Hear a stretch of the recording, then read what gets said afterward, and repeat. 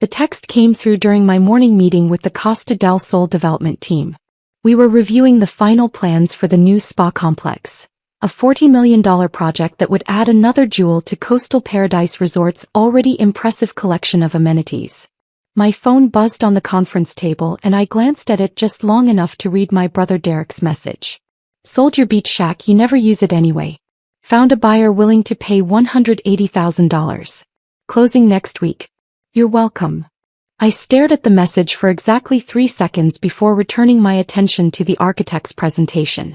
The spa complex would feature 17 treatment rooms, an infinity pool overlooking the Pacific, and a meditation garden with native coastal plants. Much more interesting than whatever Derek thought he'd accomplished. My phone buzzed again. Mom, this time in the family group chat. Good, it was an embarrassment.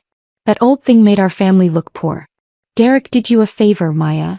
Then Derek again. Seriously, you should be thanking me. $180,000 for that dump is a miracle. I'm taking my 10% finder's fee BTW. That's only fair.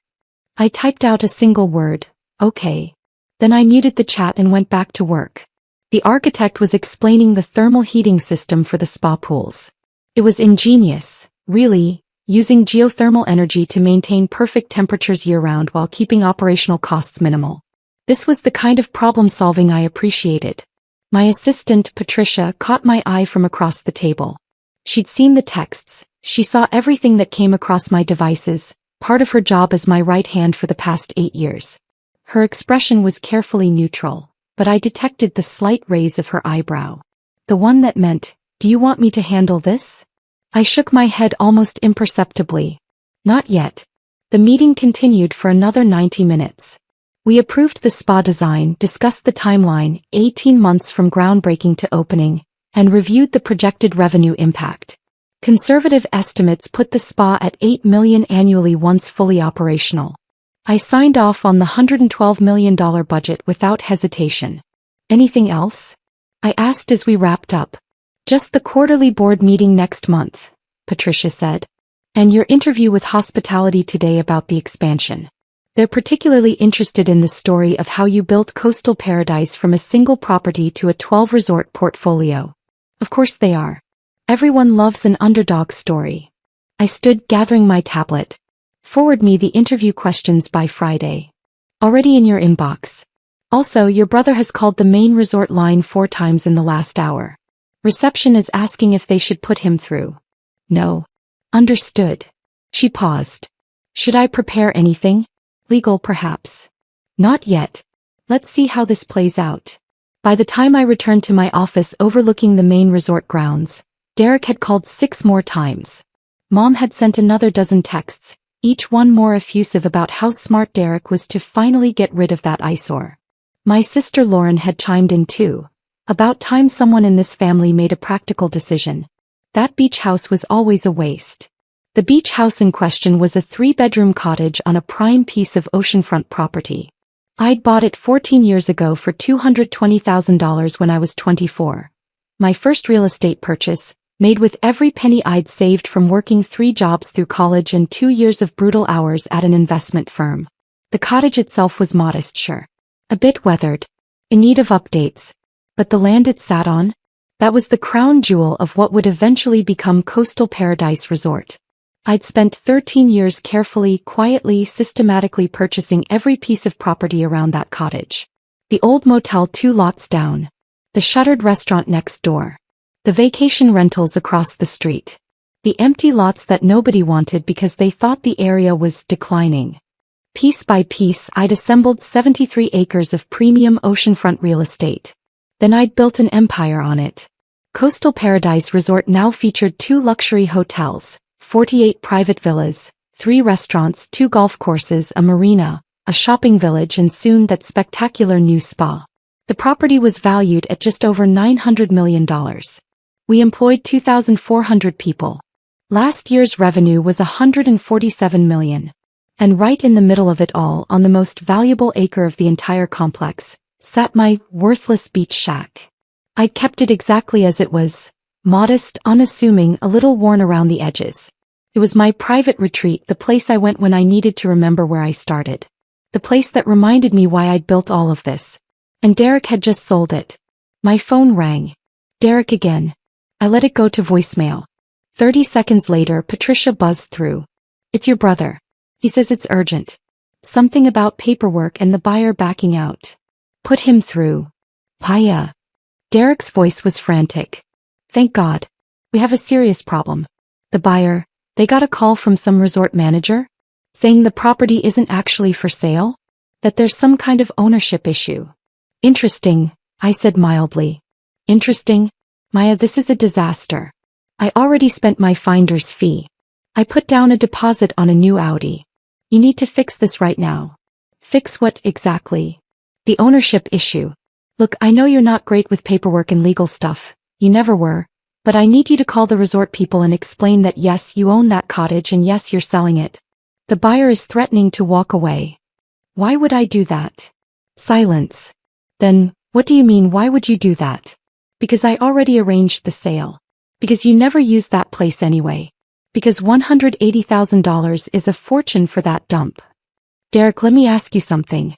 How did you arrange to sell a property you don't own? I have your power of attorney, remember? You gave it to me 5 years ago when you were traveling and needed someone to handle your mail. Actually, I'd given him limited power of attorney to sign for package deliveries. But apparently he'd interpreted that somewhat more broadly. I see. And you used that to forge my signature on a sales contract. I didn't forge anything. I had legal authority to act on your behalf. Maya, seriously, I'm trying to help you here. That cottage is falling apart. It's surrounded by all this fancy resort stuff that makes it look even worse. I did you a favor finding someone willing to pay anything for it. What resort stuff? I asked innocently. What? The Coastal Paradise Resort. It's everywhere around your cottage. That's actually why the buyer wanted it. They think it'll increase in value because of the resort. Though personally I think they're idiots. The resort is probably going to buy up that land eventually anyway and tear down anything that's there. Probably, I agreed. So you see why we need to sell now. Get the money before the resort forces you out for pennies. He was getting agitated. Maya, I'm serious. Call them. Fix this. The buyer is waiting. Who's the buyer? Some investment group. Pacific Ventures LLC. They're paying cash, which is why we need to move fast. These kinds of buyers don't wait around. Pacific Ventures LLC. I knew them. A legitimate firm, though known for aggressive tactics.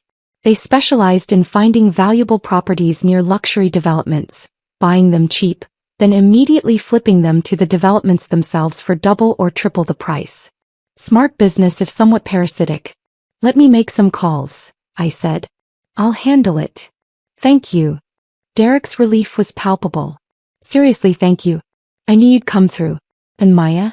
When this goes through, maybe you should think about investing that money properly. I know a guy who does financial planning. He could really help you build something with that $180,000. I'll keep that in mind. After I hung up, Patricia appeared in my doorway. Michael Chin called.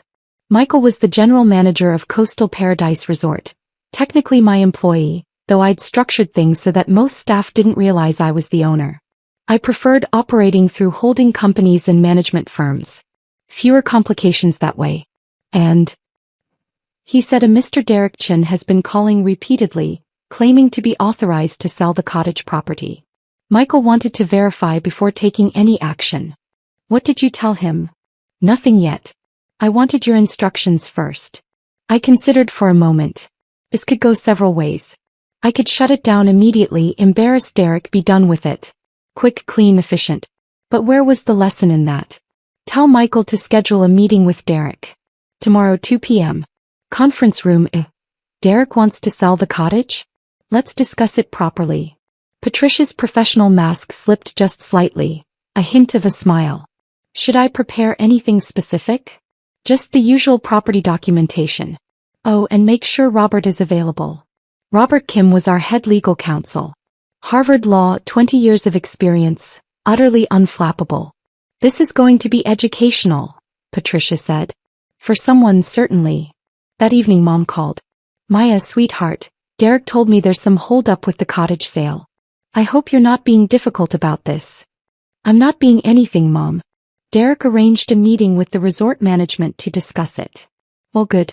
It's about time you got rid of that place. Honestly, when I think about how embarrassing it is to tell my friends that my daughter owns that shabby little cottage right in the middle of one of the most exclusive resorts on the coast. She trailed off meaningfully. It must be very hard for you, I said. It is. Do you know what Margaret said last month when we drove past it? She said, "Oh, is that where Maya lives?" How quaint. Quaint Maya. That's code for poor. I see. Your father and I have worked so hard to build a good reputation in this community. Your sister Lauren married the Hendersons' son. Do you know what the Hendersons are worth? And Derek has his car dealership doing so well. But then people drive by Coastal Paradise and see that cottage and think. She sighed dramatically. Well, you understand. I do understand, Mom. So you'll sign whatever papers Derek brings you? Let him handle this. He really is trying to help, you know. He's always been the practical one in the family. Derek is definitely something, I agreed. The next day I dressed carefully. Not my usual office attire. No designer suits or obvious luxury pieces. Instead I chose simple slacks, a plain blouse, minimal jewelry. The kind of outfit that suggested exactly what my family had always assumed. That I was doing okay, nothing special, certainly not successful by their standards. I arrived at Coastal Paradise Resort at 1:45 p.m., parking my 5-year-old Subaru in the guest lot. Derek's new Audi, apparently purchased on the confidence of his 10% finder's fee, was already there, gleaming silver in the afternoon sun. Inside, the lobby was as spectacular as always. 30-foot ceilings, floor-to-ceiling windows overlooking the Pacific, custom chandeliers that cost more than most people's houses. Guests in expensive resort-wear lounged in clusters, sipping craft cocktails from our award-winning bar. Derek was pacing near the concierge desk, checking his watch. He spotted me and rushed over. Finally. I've been here 20 minutes. These people are so particular about punctuality. He looked me up and down, his expression shifting to barely concealed disappointment. That's what you're wearing? Maya, this is a business meeting at a luxury resort. You couldn't have dressed up a little? I came straight from work. Right. Your work. He said it with that tone. The one that suggested whatever I did for work couldn't possibly be important. Come on, the conference room is this way. And please let me do the talking. I've already established a rapport with the management team. We took the elevator to the 3rd floor where the executive offices were located. I designed this floor myself, insisting on natural light and ocean views for every office. The conference room Derek led us to was one of my favorites. Floor-to-ceiling windows on 2 walls. A custom table made from reclaimed wood salvaged from old fishing boats, chairs that cost $3,000 each because comfort mattered during long meetings. Michael Chin was already there along with Robert Kim and 2 other members of my executive team. Michael stood when we entered, professional and composed as always. "Mr. Chin," he said, shaking Derek's hand. "Thank you for coming. And you must be Ms. Chin." He turned to me with a handshake. "Maya," I said simply. "Please have a seat." Michael gestured to the far side of the table, the side where visitors sat, where people without power sat. I'd sat on the other side of this table hundreds of times. It was strange seeing it from this angle. Derek dove right in. "So let's clear this up quickly. My sister owns the cottage property, has owned it for years. I have power of attorney, which gives me the right to handle the sale on her behalf. The buyer is ready to close. We just need your resort to stop interfering with the process." Michael exchanged a glance with Robert. "I see. Mr. Chin, I appreciate you coming in to discuss this, but I'm afraid there are some complications you may not be aware of." "What complications?" "It's a straightforward property sale. The cottage sits on land that's integral to our resort operations," Michael explained. "Any sale of that property would need to be coordinated with resort management. We have first right of refusal on any sales within the resort boundaries." Derek frowned. "Resort boundaries? The cottage isn't part of the resort. It's just near it." "I'm afraid that's not quite accurate." Robert slid a map across the table. It showed the full extent of Coastal Paradise Resort property, outlined in blue. Derek's face went through several interesting color changes as he realized the cottage was right in the middle of that blue outline. This can't be right," Derek stammered. "Maya's cottage has been there for 14 years. The resort was built around it." "Actually," Robert said carefully, The resort was built by acquiring properties in this area over a 13-year period, starting 14 years ago. The cottage was the first property purchased by the resort's owner. Everything else was built around it, as you say. I watched Derek trying to process this. I could see the moment he thought he understood. Wait, so the resort wants to buy Maya's cottage? His face lit up. That's perfect. We can negotiate a much better price than $180,000. If it's that important to your operations, we should be talking about at least $500,000. Maybe more. Michael's expression didn't change. Mr. Chin, I don't think you understand the situation. I understand perfectly. You need that land, we have it. That's called leverage. Derek leaned back in his chair, suddenly confident. Here's what's going to happen. We'll cancel the sale to Pacific Ventures. Then we'll negotiate a proper price with the resort. I'm thinking $750,000 is fair. That property is worth more to you than anyone else. Derek, I started. Maya, please. Let me handle this. This is business negotiation. It's what I do. He turned back to Michael. So, do you have a deal? Or do I take that Pacific Ventures offer and let them be your problem? Robert cleared his throat. Mr. Chin, there seems to be a fundamental misunderstanding. The resort doesn't want to buy the property. The resort already owns it. Silence. That's impossible, Derek said flatly. Maya owns it. She bought it 14 years ago. Maya Chin purchased the property 14 years ago, yes, Robert agreed. Under the entity Coastline Holdings LLC. That same entity subsequently purchased every other piece of property that now comprises Coastal Paradise Resort. Coastline Holdings is the sole owner of this entire resort complex. The cottage, the hotels, the restaurants, the golf courses, the marina, all of it. Derek laughed. It sounded forced. Okay, this is getting ridiculous. My sister is not some corporate entity. She works in, what is it, Maya? Something with computers. Property development, I said quietly. Right, property development. Some entry-level thing, I'm sure. He looked at Michael. Look, I don't know what kind of scam you're trying to pull here, but my sister owns a cottage. That's it. One small cottage. She doesn't own your fancy resort. Michael finally looked at me. Really looked at me. Miss Chin, would you like to clarify the situation? I think Robert's explanation was quite clear, I said. Maya, what is he talking about? Derek demanded. I bought the cottage 14 years ago, I explained, my voice calm and measured.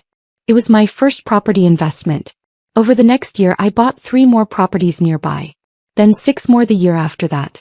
I quit my job at the investment firm, took out loans, reinvested every profit. I spent 13 years acquiring land, getting permits, finding investors, building infrastructure. Coastal Paradise Resort opened its first hotel 6 years ago. We've expanded continuously since then.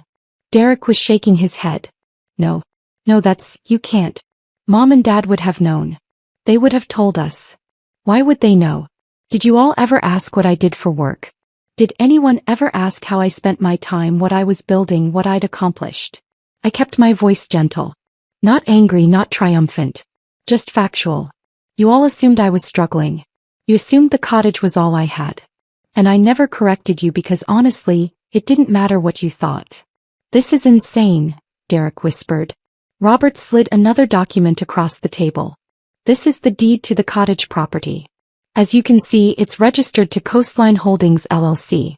Here's the corporate registration showing Maya Chin as founder and sole owner. Here's the deed to the rest of the resort properties. And here, he added another thick folder, are the documents you signed claiming to have power of attorney to sell property you don't actually have any authority over. Derek's face had gone from red to gray.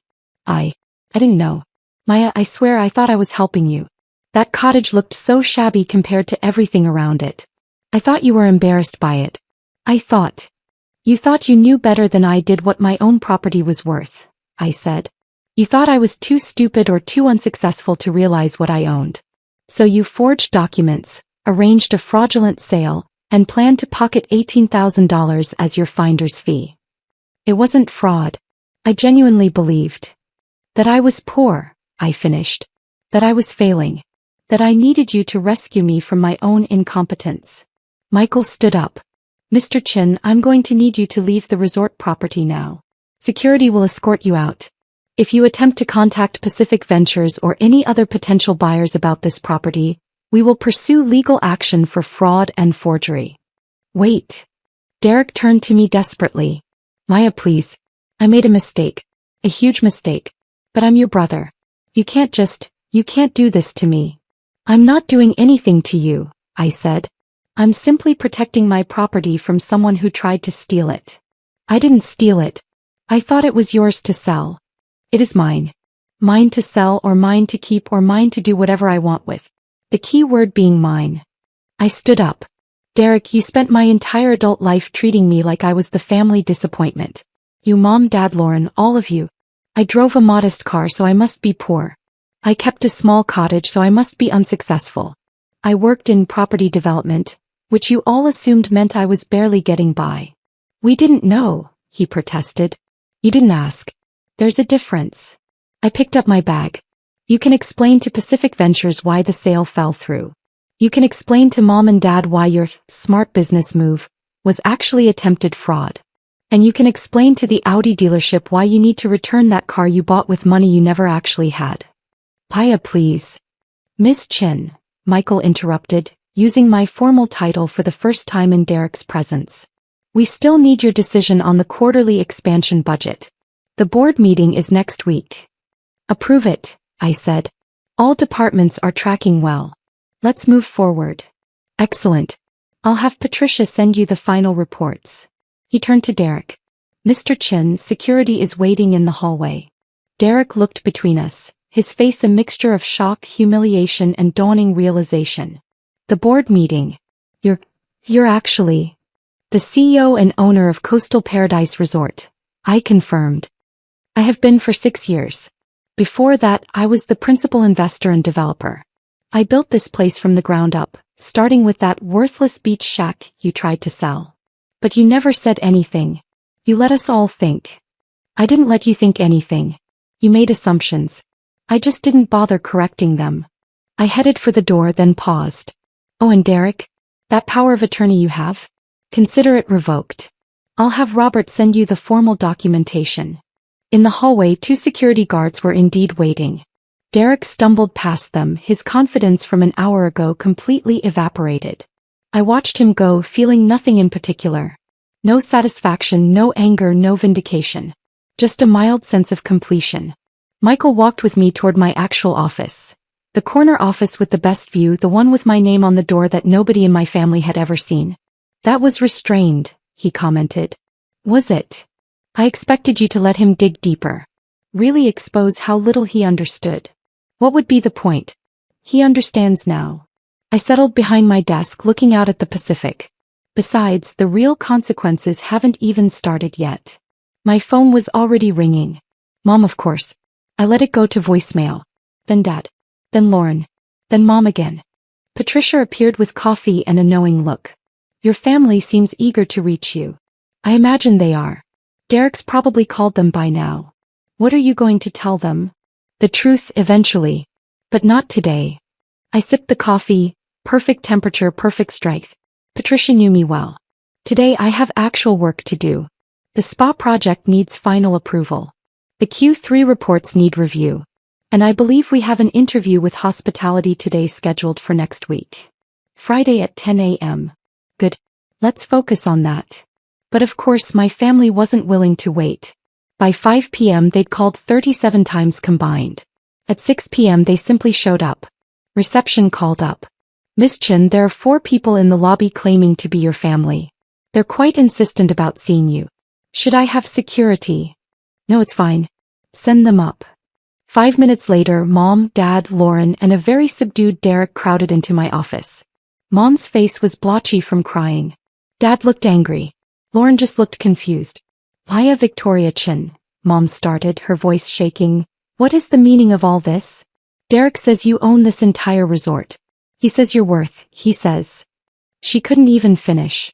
I'm worth about $900 million, I said calmly. Give or take $50 million depending on market conditions and property valuations. Lauren sank into a chair. That's not possible. Why not? Because you're just Maya. You drive a Subaru. You wear regular clothes. We've never seen you. She gestured helplessly at the office, at the resort visible through the windows, at everything. Never seen me be successful? I suggested. That's because you never looked. Don't you dare turn this around on us, Dad snapped. If you had this kind of money, this kind of success, you should have told us. We're your family. Why? I asked, genuinely curious. So you could what? Treat me with respect? Value my opinions? Stop making jokes about my entry-level job, and my shabby cottage, and my sad little life? I shouldn't have to be a near-billionaire to earn basic decency from my own family. That's not fair, Mom protested. We always loved you. You loved who you thought I was. Or rather, you loved feeling superior to who you thought I was. I stood up, walking to the window. Do you know how many family dinners I sat through listening to Derek brag about selling cars? Listening to Lauren talk about her husband's medical practice? Listening to you both talk about your country club friends and your vacation home and your investments. You never contributed to those conversations, Lauren said defensively. Because every time I mentioned work, you all changed the subject or made jokes. Oh, Maya's little property projects. Maya's still trying to figure out her career. Maybe someday Maya will find something she's good at. I turned back to face them. I found something I was good at 14 years ago. I just stopped talking about it because none of you actually cared. Derek, who'd been silent until now, finally spoke. I'm sorry, Maya. I genuinely am. I had no right to try to sell your property. I was way out of line. You were, I agreed. But you have to understand how this looks from our perspective. You hid all this from us. You let us think you were barely getting by. What were we supposed to think? You were supposed to trust me. To believe I was capable of managing my own life. To ask me how I was doing instead of assuming I was failing. I sat back down. Derek, you've been treating me like a charity case for a decade. You've offered me opportunities at your dealership, answering phones, doing data entry. You've suggested I go back to school. You've tried to set me up with your friends who were successful enough to support a wife. All because you looked at my modest lifestyle and assumed it meant I was struggling. The cottage, Mom started, is exactly what I want it to be.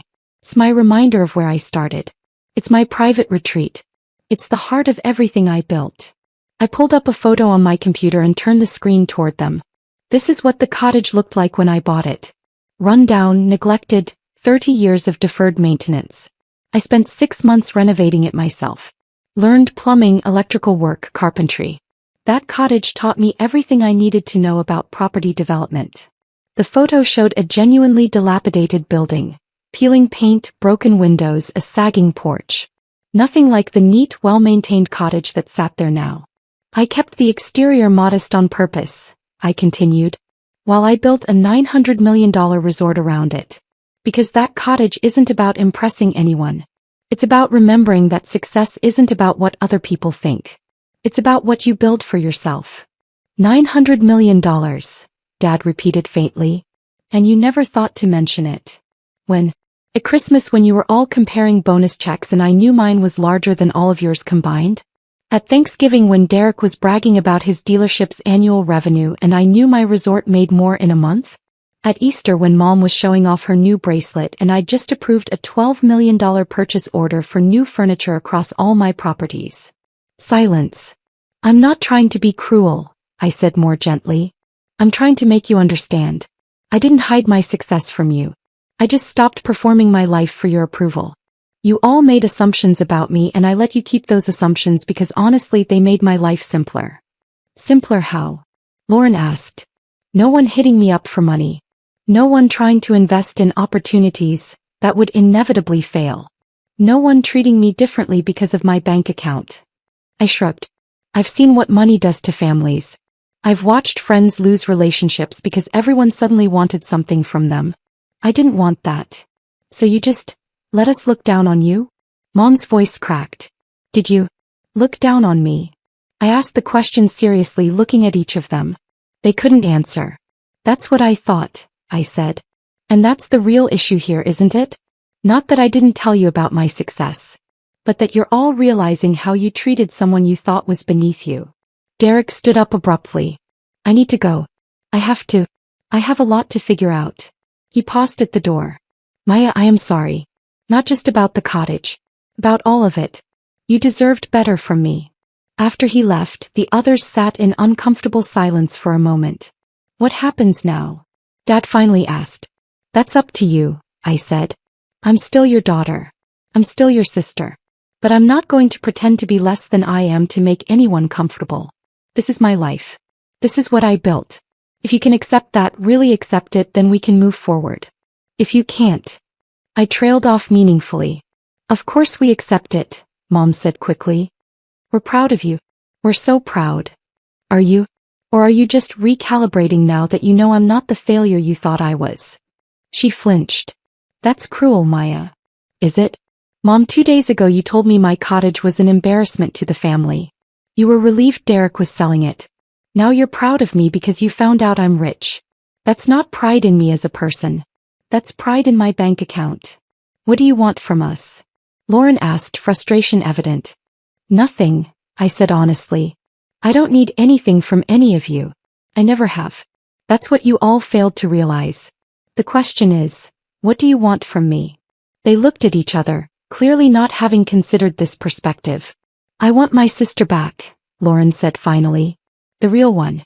Not the version we made up in our heads. Then you have to actually get to know her. The actual her.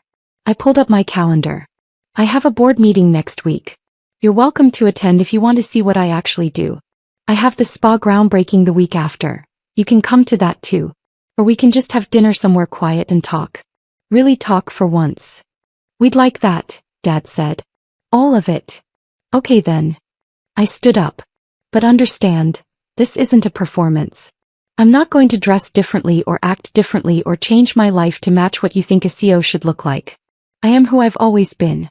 You all just finally noticed. They filed out slowly, each one looking back at my office, at the evidence of success they'd never bothered to see before. When they were gone, Patricia appeared with fresh coffee. How are you feeling? She asked. Tired, I admitted. But also, relieved? I didn't realize how exhausting it was, maintaining that separation. Listening to them without correcting them. You could have corrected them any time. I could have. But then I would never have known how they really saw me. I looked out at the resort. My resort. Now I know. And now they know. And we can decide what to do with that information. My phone buzzed. A text from Derek, called Pacific Ventures. Explained there was no sale. They're threatening to sue me for fraud. I deserve it. But if there's anything you can do. I forwarded the message to Robert with a brief note. Handle this. Derek made a mistake, but he's still family. Make it go away whatever it costs. Patricia read over my shoulder. That's generous. It's practical. Derek learned his lesson. No point in ruining his life over it. I finished my coffee. Besides, I can afford to be generous. That's one of the perks of being worth $900 million. Only $900 million? I smiled. Give it a year. The spa complex will push us over $1 billion. That night, I drove back to the cottage. My cottage, my first property, my reminder of everything I'd built. It was dark, quiet, peaceful. Through the windows, I could see the resort lights twinkling across the property. 2 hotels, 48 villas, 3 restaurants, all of it mine. I made tea in the modest kitchen, sat on the slightly worn couch and thought about everything that had happened. Derek trying to sell my property. My family's assumptions finally being shattered. The look on their faces when they realized who I actually was. I could have been angry. Could have been vindictive. Could have let Derek face the full legal consequences of his fraud. But what would that have accomplished? They knew now. They all knew. And that knowledge would change everything going forward, for better or worse. My phone buzzed one more time. Mom, I really am proud of you, sweetheart. I'm sorry it took me so long to say it. I typed back, thank you, Mom. That means more than you know. And it did. Because despite everything, despite the assumptions and the dismissals and the years of being treated like the family disappointment, they were still my family. They just finally knew who I really was. The CEO who drove a Subaru. The billionaire who lived in a modest cottage. The successful property developer who built an empire while everyone around her assumed she was barely scraping by. I'd never needed their approval. But it was nice finally to have their respect. Even if I'd had to own an entire resort before they noticed I was worth noticing.